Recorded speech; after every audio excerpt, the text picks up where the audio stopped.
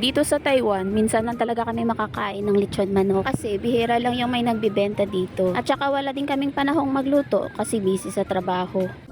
Ni hao, isang magandang araw. Feeling ko nga nagugutom ako ngayon at parang ang sarap maglechon manok ano. At tamang-tama, meron daw dito sa Taiwan. Malaandoks yung datingan. Tara, samahan niyo ako, kakain tayo. Napadaan nga ako dito, ang cute ni Stitch. Malapit lang pala to sa Taichung Station. Madadaanan nga lang din to, maraming ang nagbebenta at ang mumura pa. Pero iwas-iwas lang muna si ako kasi naghihingalo yung bulsa. Ang dami sanang ukay-ukay at ang mumura lang. Pero unsaon man nato kay kuwang mantag kwarta. Kahibaw ba mo, mas gusto ko pa bumili ng ukay-ukay kaysa sa mamahalin. Pero hindi naman talaga minahal.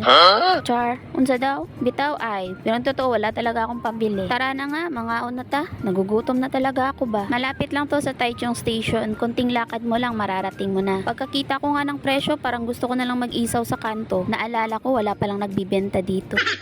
Dapat pala may reservation bago pumunta dito kasi medyo matagal yung serving nila. Buong manok nga yung serving nila. Kung alam ko lang sana, nag-itlog na lang ako. Parehas din naman manok yun ah. Tamang-tama, walang tao, kaya occupied namin yung pwesto. Bitaw ay, may isi-share nga pala ako sa inyo. Guys, may isi-share ako sa inyo. Pagpasok namin, English yung tindera. Kala namin Chekwa. Pinay lang din pala. Paano? Hindi English yun. Pang Indonesia to kasama ko. Na, maunay nakapait na tayo kaubang alien ba?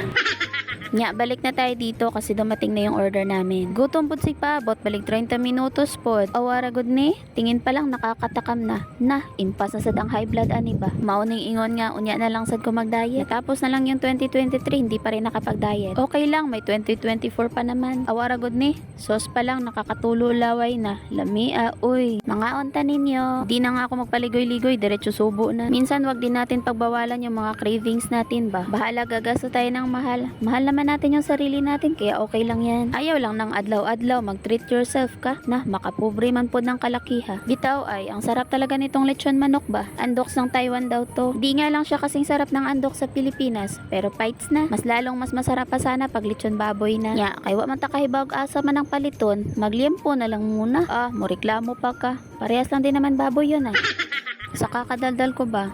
Hapit naman dahil ni mahurot akong kanon oh. Ito talaga yung pinakagusto ko sa lechon manok, yung balat. Isawsaw lang natin sa sauce na lamia uy. Yung totoo hindi naman talaga masarap. Gutom lang ako kaya naubos ko yung kanin ko. Kaya humirit pa ako ng isa, hindi pa kasi puno yung aking sikmura. Nahihiya nga ako kumuha kaya inutos ko na lang. Mahihain talaga kasi ako. Kung makakuha naman ng kanin, kala kargador yung kakain. Sabi ko nga konti lang pero yung kinuha konti na lang, puno na yung plato. Sige na lang, balik lamon na nga tayo. Tsaka kunwari sweet tayo pero pakitang tao ra na kay naibidyo.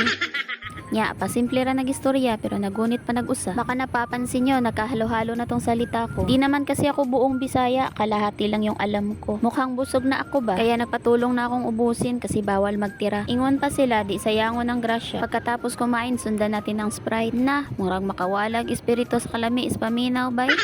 Nya, sayang din tong buto. Aw, ako na lang kitiwas. Sayang nga po. Ang sama na nga ng tingin ni Jowa, tirahan ko naman daw yung pusa. Aw, perti na gid na kong busuga. Pati Sprite, itak-tak na. Ang dami pa ngang natira, kaya pinabalot ko na lang. Solve na yung isang linggong ulam ko nito ba? At di na nga ako nakontento sa lasa, kaya niluto ko na lang ulit. Oh, ay nagreklamo, basta kabalo ko muluto. Na, lamia, uy.